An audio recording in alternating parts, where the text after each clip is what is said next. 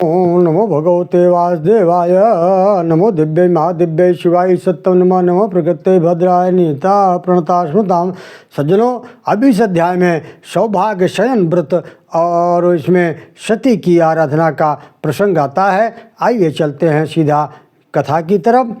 मत्स्य उवाच। भगवान मत्स्य ने कहा, यथैवान्यत् प्रवक्ष्यामि सर्वकामफलप्रदं सौभाग्यशयनं नामं यत् पुराणविदो विदुः।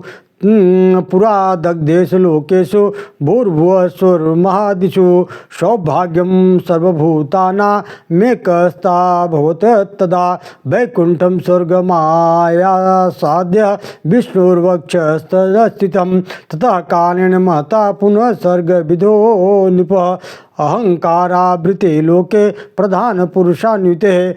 मत्स्य भगवान ने कहा, राजन, इस प्रकार एक और व्रत बतला रहा हूँ जो समस्त मनोवांछित फल को देने वाला है। उसका नाम है सौभाग्य शयन व्रत। पूर्व काल में जब भूलोक, भुवन लोक, स्वर लोक, महर लोक दग्ध हो गए थे, तब सब समस्त प्राणियों का सौभाग्य एकत्रित हो गया। वह जाकर भगवान श्री विष्णु के वक्ष स्थल में स्थित हो गया। जब पुनः सृष्टि रचना का समय आया, तब भगवान विष्णु में स्पर्धा जगत जागृत हुई। उस समय एक पीले रंग की अथवा शिवलिंग के आकार की अत्यंत भयंकर अग्निज्वाला प्रकट हुई। उसमें भगवान का वक्ष स्थल तप उठा। उससे सौभाग्य पुंज वहाँ से गलित हो गया। वह रस रूप होकर धरती पर गिरने भी न पाया था कि ब्रह्मा जी के बुद्धिमान पुत्र दक्ष ने उसे आकाश में ही रोककर पी लिया। दक्ष के पीते ही वह अद्भुत रूप लावण प्रदान करने वाला सिद्ध हुआ। ब्रह्मपुत्र दक्ष का बल और तेज बढ़ गया। उनके पीने से बचा हुआ जो वंश पृथ्वी पर गिर पड़ा, वह 8 भागों में बट गया। उसमें 7 भागों से 7 सौभाग्यदायिनी औषधियाँ उत्पन्न हुई। ईख, रसराज, पारा, निष्पाव, शेम, राजधान्य, सालिया, गहनी, गोक्षीर, क्षीर, जीरक, कुसुम्भ, कुसुम नामक पुष्प को कुंकुम, केसर, 8वां पदार्थ नमक है। इन 8 को सौभाग्याष्टक कहते हैं। पीतम यद ब्रह्मपुत्रेण योग ज्ञान विदा पुनः द्वैतावसा भवत् तस्य यासीत्यभिधीयते लोकान्नतीत्य ललिल्या तेन साच्यते त्रैलोक्य सुंदरी मेना मुपये में पिनाग्धिक त्रिविध सौभाग्यमयी भुक्ति मुक्ति फलप्रदा ताराध्य पुमान भक्त्या नारी वा किम न वंदित्री। ब्रह्मपुत्र दक्ष ने जिस सौभाग्य रस का पान किया था, उसके अंश से उन्हें एक कन्या उत्पन्न हुई जिसे सती नाम से अभिहित किया जाता है। अपनी सुंदरता से तीनों लोकों को पराजित कर देने के कारण वह कन्या लोक में ललिता के नाम से प्रसिद्ध हो गई। पिनाकधारी भगवान शंकर ने उस त्रिभुवन सुंदरी देवी के साथ विवाह किया। सती तीनों लोकों के सौभाग्य स्वरूपा हैं। वे भोग मोक्ष प्रदान करने वाली हैं। मनुरुवाच।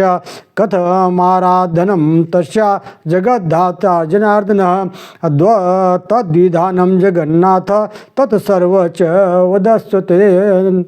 मनु जी ने पूछा, जनार्दन, जगतधात्री सती की आराधना कैसे की जाती है, उसे कृपा कर वे बताने का कष्ट करें। तब मत्स्य भगवान ने कहा, मत्स्य उवाच। वसंत मासाद तृतीयायां जनप्रियं शुक्ल पक्ष पूर्वाने तिल स्नानं समाचरेत् तस्मिन् हनि सा देवी किल विश्वात्मना सती पाणिग्रहण कैर्मंत्रे रवशद वरवर्णिनी तया सहैव देवेश तृतीया माथार्चरेत् फलैर्नार्विधैर्धूपै नैवेद्यै संयुक्तये प्रतिमां पंचगव्येन यथा गन्धोदकेन तु स्नापयित्वार्चयेत् गौरी मिन्दुशेखर संयुतः नमस्तु पटलालायै तु पादै देव्यै शिवस्तुतु शिवायेति संकीर्त्य जयायै गुल्फद्वयो। भगवान मत्स्य ने कहा, चैत्र मास में शुक्ल पक्ष की तृतीया तिथि के दिन में तिल मिश्रित जल से स्नान करना चाहिए। तृतीया को सती देवी के साथ ही भगवान शंकर का भी पूजन करें। पंचगव्य चंदन मिश्रित जल के द्वारा गौरी और भगवान चंद्रशेखर की शिव की प्रतिमा के को स्नान कराकर धूप दीप नैवेद्य पूजा करनी चाहिए।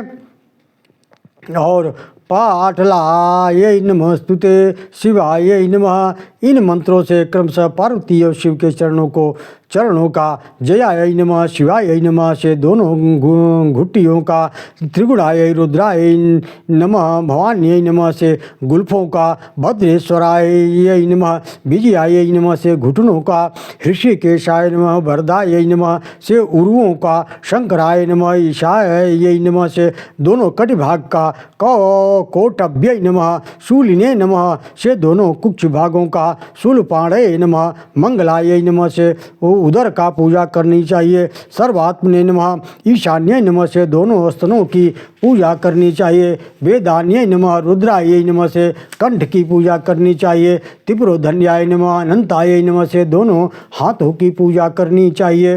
फिर त्रिलोचनाय नमः कालानल प्रियाय नमः से बाहों का, सौभाग्यवदनाय नमः से आभूषणों का नित्य पूजन करें।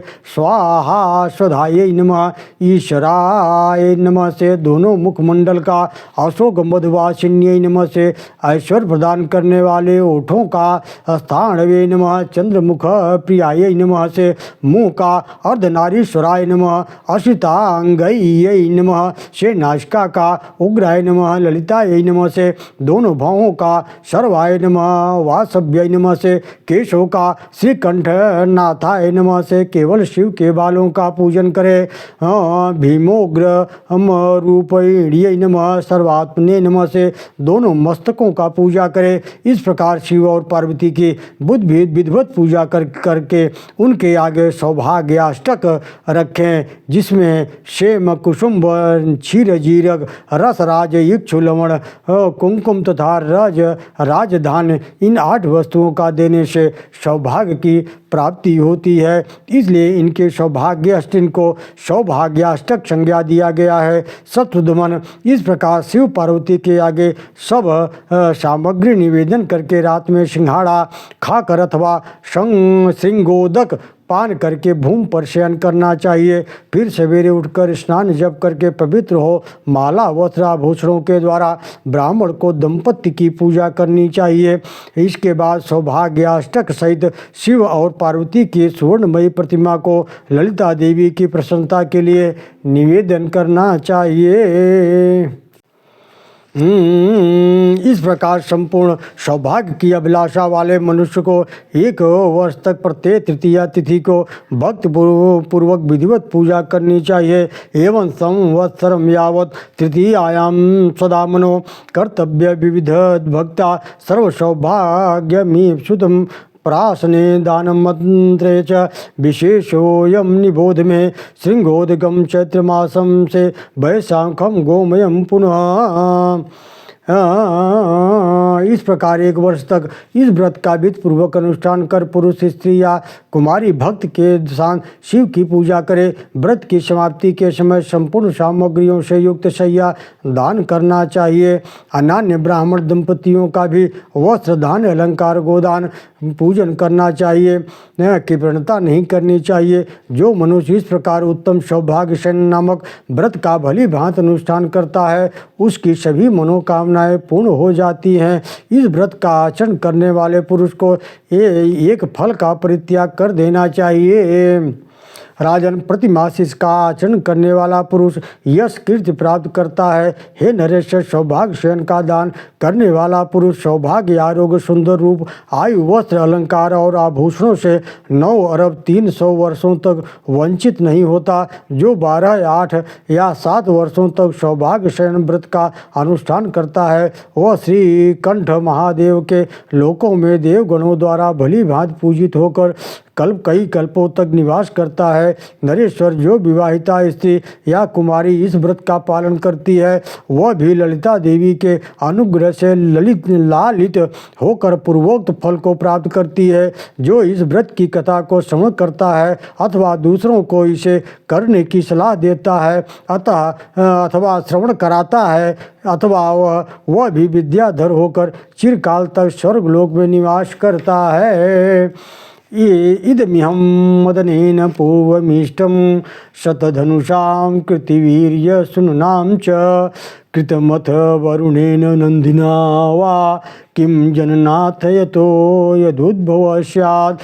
जननाथ, पूर्व काल में कामदेव राजा शतधन्वा ने, कार्तवीर्य अर्जुन ने, वरुण देव ने तथा नंदी ने भी इस अद्भुत व्रत का अनुष्ठान किया था। इस प्रकार इस व्रत के अनुष्ठान से जैसे उत्तम फल की प्राप्ति होती है उसके विषय में और अधिक क्या कहा जा सकता है। सज्जनों, इस तरह से श्री मत्स्य महापुराण में सौभाग्यशाली व्रत का यह अध्याय यहीं पे समाप्त होता है। मैं पुनः आप लोगों के बीच में अक्षय तृतीया व्रत की विधि और उसका महात्म्य की कथा लेकर प्रस्तुत हो रहा हूँ। ओम नमो भगवते वासुदेवाय, नमो दिव्य महादिव्य शिवाय सत्यम नमः, नमो प्रकृते भद्राय नीता प्रणता स्मताम।